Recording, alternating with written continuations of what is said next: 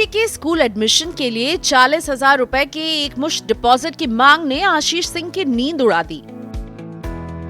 Covid के दौरान loan चुकाने में हुई देरी ने क्रेडिट स्कोर गिरा दिया। कोई भी बैंक या गैर बैंकिंग वित्तीय संस्थान यानी एनबीएफसी के लिए खराब क्रेडिट स्कोर वाले नो लिस्ट में सबसे ऊपर आते हैं। आशीष जैसे लोग जिन्हें वित्तीय संस्थान लोन नहीं देते, उनके लिए P2P लेंडिंग प्लेटफॉर्म यानी peer to peer lending quick loan का जुगाड़ कर देती हैं। यही वो बात है जो भारत में P2P लेंडिंग के कारोबार को सफल बना रही है। Market research company industry ARC की रिपोर्ट बताती है कि भारत में P2P लेंडिंग का साइज 2021 से 2026 तक 21 से 25% की दर से बढ़ेगा। इस गति से 2026 तक ये कारोबार $10.5 अरब का हो जाएगा। तो क्या होती है P2P लेंडिंग? देश में करीब 20 फिनटेक कंपनियां हैं जो पीयर टू पीयर प्लेटफॉर्म मुहैया कराती हैं।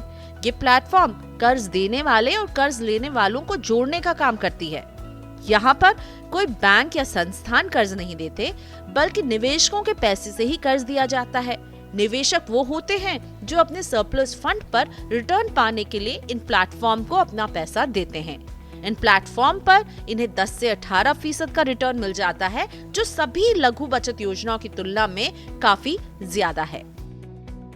Peer to peer lending platform LenDen club के को-फाउंडर और CEO भाविन पटेल बताते हैं कि 23 से 45 साल के व्यक्ति जिनकी महीने की आय 12,000 रुपए के आसपास रहती है, वो उनके प्लेटफॉर्म पर 5,000 से 25,000 के लोन लेने के लिए सबसे ज्यादा आते हैं।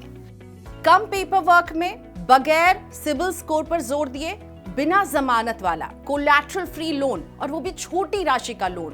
बैंक तो आपको देने से रहे, और इस तरह के लोन आपको मिलते हैं P2P peer to peer platform से। लेकिन ये ध्यान रहे, ये P2P प्लेटफॉर्म जिनका पैसा आपको कर्ज पर देती है, उन निवेशकों को वादा करती है 10 से 18% के रिटर्न का। और ये रिटर्न कहाँ से दिया जाता है? इसकी वसूली होती है इन कर्ज के ब्याज से जो लोगों को बांटे जाते हैं।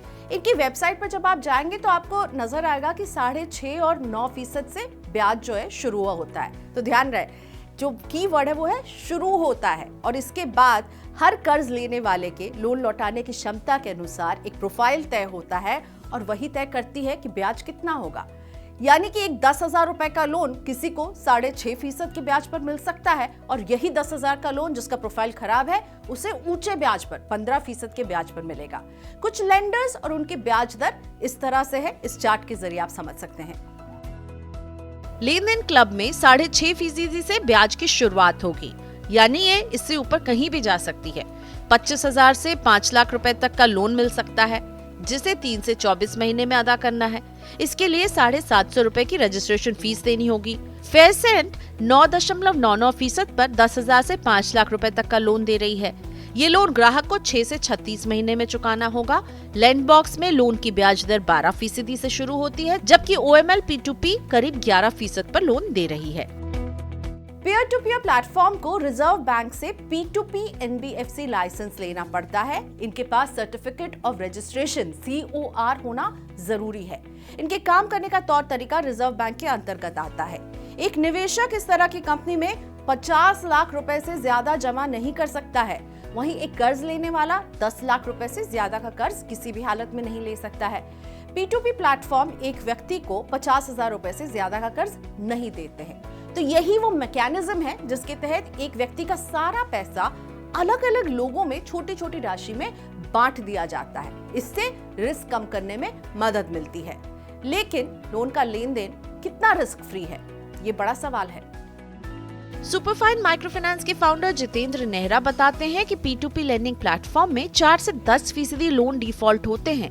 कंपनियां लोन लौटाने की क्षमता का प्रोफाइल तो बना लेती हैं, लेकिन छोटे लोन लेने वाले अस्थायी रोजगार से जुड़े रहते हैं। ये लोग कमाई का जरिया ठप होने से कई बार लोन नहीं लौटा पाते। ऐसा भी देखने को मिलता है कि एक लोन को चुकाने के लिए दूसरा और तीसरा लोन ले लिया और लोन का पहाड़ खड़ा हो गया। मनी 9 की सलाह, जब अचानक पैसों की जरूरत पड़ती है तो लोन लेने वालों के लिए P2P प्लेटफॉर्म संकट मोचन का काम करते हैं। लोन लेने वाले का काम तो मिनटों में बन जाता है, लेकिन जो लोग ऊंचे रिटर्न के लालच में अपना पैसा यहाँ लगाते हैं, उन्हें सावधान रहने की जरूरत है। इस तरह के लोन पर डिफॉल्ट होने पर पैसे के डूबने का डर बना रहता है। इसलिए जिस प्लेटफॉर्म को कर्ज देने के लिए आप पैसा देंगे उनका बैकग्राउंड चेक जरूर कर लें। और आपको किन बातों का ध्यान रखना है, इसकी जानकारी आपको मिलेगी मनी 9 के अगले जागते रहो के वीडियो में।